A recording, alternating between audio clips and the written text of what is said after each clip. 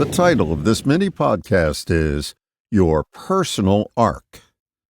Going through some old writings, I found this grasshopper nugget. Discover yourself in the arc of a thought. Who am I is a question we've all asked, and there is only one answer, and it's only found in one place, in the arc of a thought. Thoughts are like breaths. They have a beginning and an end, an arc. Did you ever notice that there's a tiny little space between your out-breath and your in-breath? Just monitor your breathing for a few seconds and you'll find that space. There's also a space between thoughts. It comes as the arc of one thought ends and another begins. It's in that space that you'll find you. First, you have to discover that that space exists. Once you become aware, you'll always know it's there. Then it becomes a matter of attention. Begin to give attention to that space. When you begin to focus on the space, it elongates. That space is you. When you discover that space and elongate it, you'll instantly know the real you, the one that sits between your thoughts.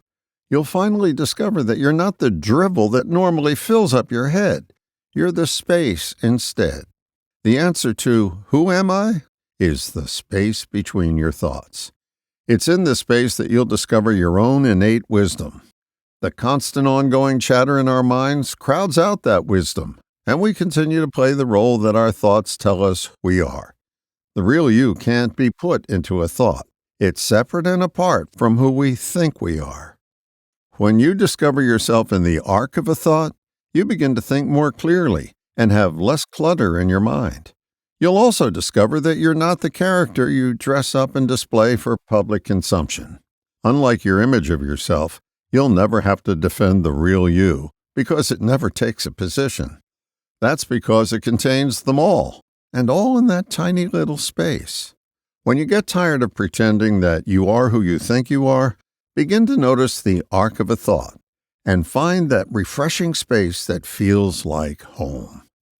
Spend some time there and rejuvenate yourself with you.